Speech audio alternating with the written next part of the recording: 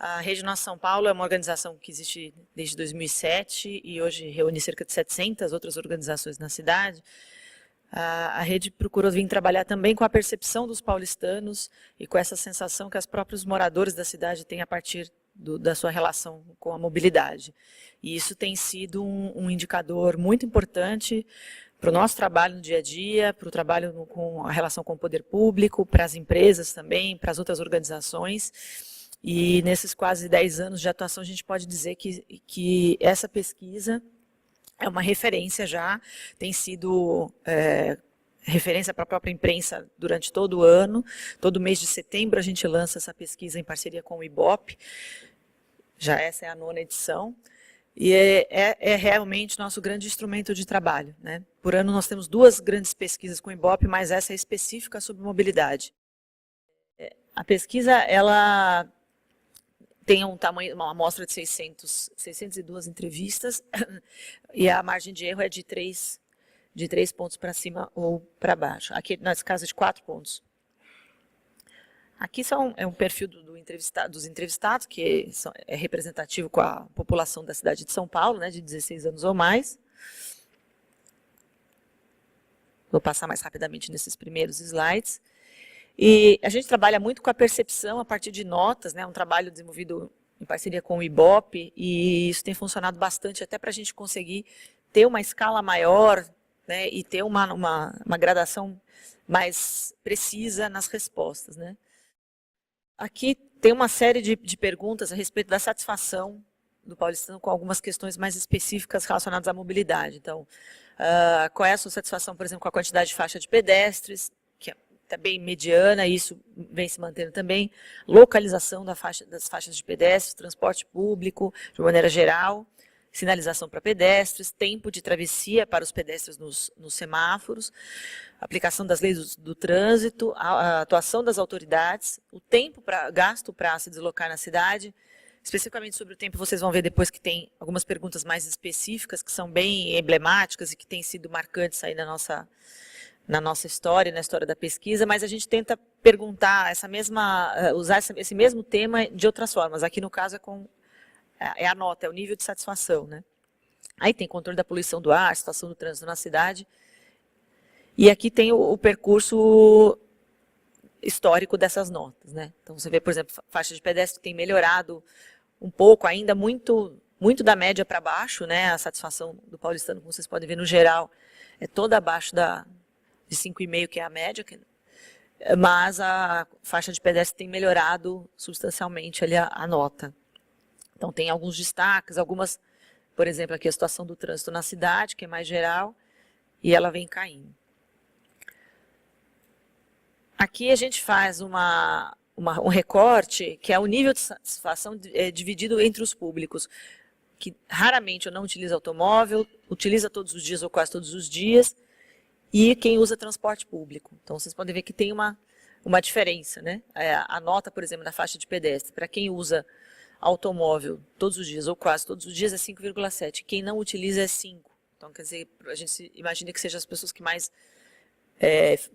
visualizam essa faixa de pedestre, que mais usam. Então, tem uma percepção um pouco diferenciada, né, entre os diversos tipos de usuário. Em relação ao trânsito como um todo, essa é a pergunta mais esperada, porque ela é bem representativa, né, e ela mostra o impacto da mobilidade e do trânsito nas nossas vidas diariamente. Aqui a gente pergunta qual é o tempo médio do diário de deslocamento para realizar a sua atividade principal, seja para a faculdade, seja para a escola, seja para o trabalho, quanto tempo você perde para ir e para voltar, né? E aí você vê que a resposta é, a média, 2 horas e 1 minuto. Então, em média, o paulistano perde 2 horas só para ir e voltar da sua atividade principal, independentemente dos outros deslocamentos diários.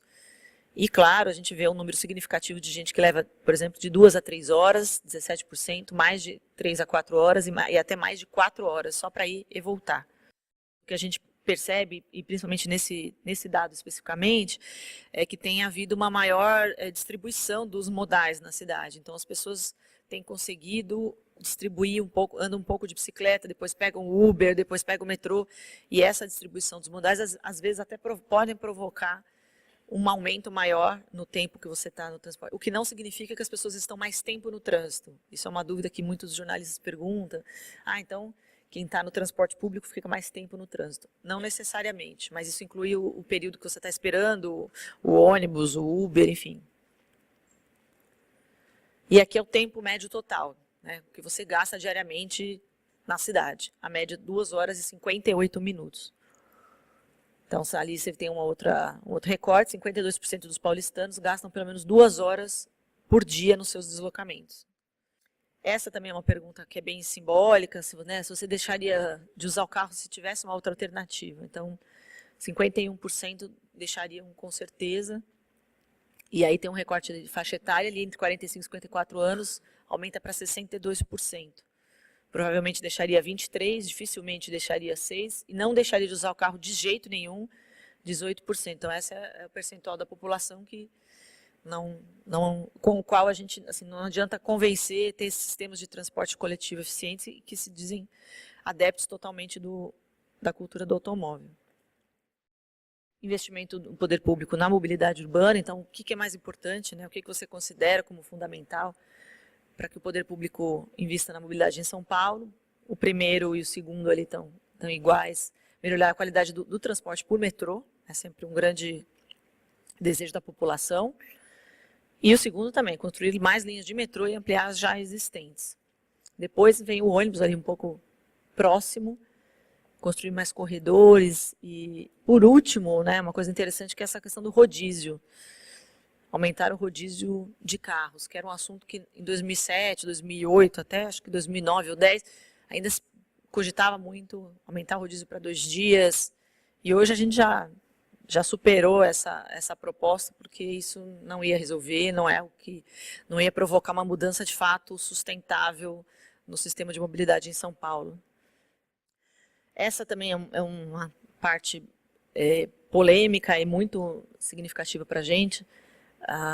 São medidas que a gente pergunta a favorabilidade. Então, a primeira delas, por exemplo, construção e ampliação dos corredores e faixas exclusivas de ônibus. Tem uma aprovação de 92%.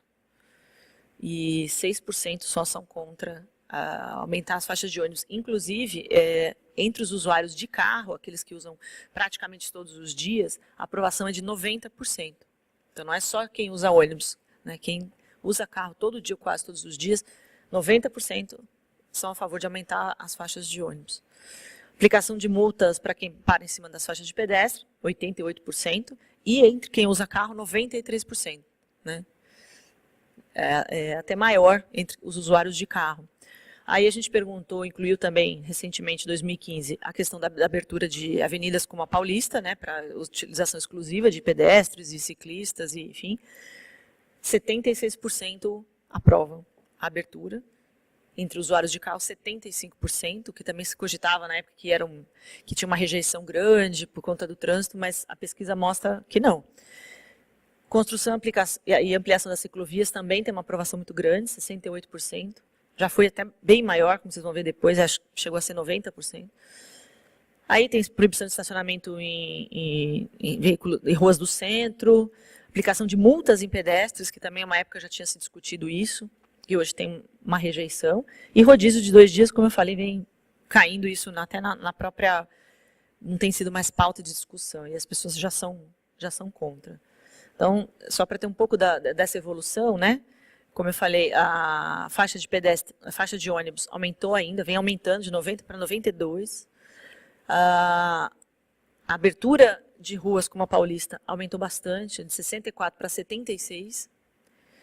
Então, de 2015 para cá. Ciclovias, que já foi 87, 89, logo no começo, quando começou a criar ciclovias, ciclofaixas em São Paulo. Depois teve uma queda, mas ainda assim teve um aumento significativo de 2015 para cá. E as outras permaneceram mais ou menos na mesma, mas essas primeiras, que são as mais polêmicas e que realmente têm provocado mudanças significativas na cidade, têm tido uma aprovação muito significativa da população. E é isso. Agradeço e estou aqui à disposição.